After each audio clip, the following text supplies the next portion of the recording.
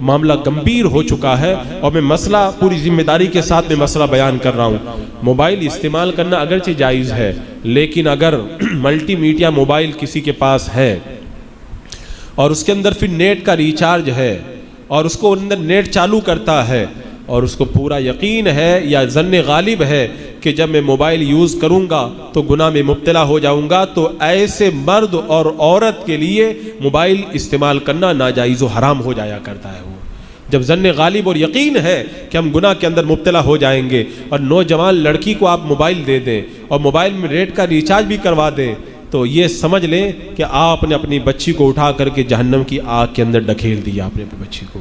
کیونکہ عورت تو پیٹرول کی طرح ہے، جب اس کو آپ نیٹ چالو کر کے دیں گے اور جب آگ پیٹرول سے ٹکرائے گی تو پھر معاشرے کو جلنا ہی جلنا ہے، برباد ہونا ہی ہونا ہے۔ کتنی جوانیاں اسی لیے تباہ ہو گئی ہیں۔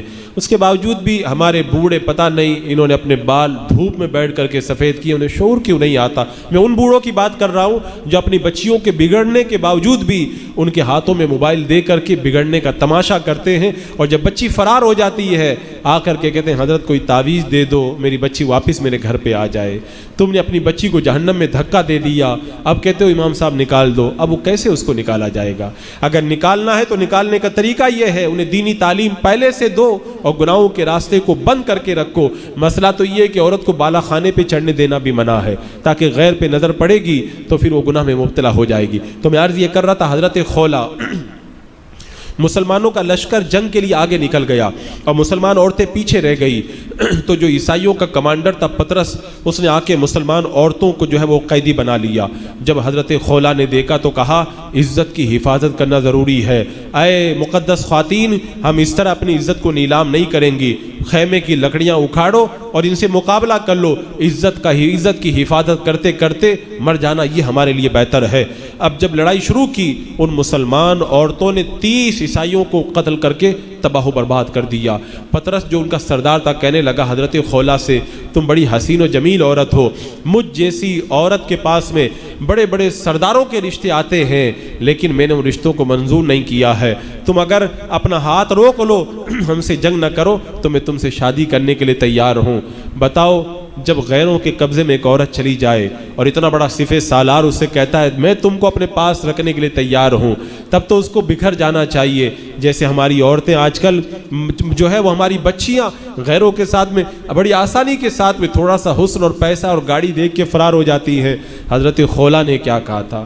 حضرت خولا کے یہ جملے اگر سونے میں تولے جائیں تب بھی ان کے جملوں کی قیمت نہیں ادا ہو سکتی۔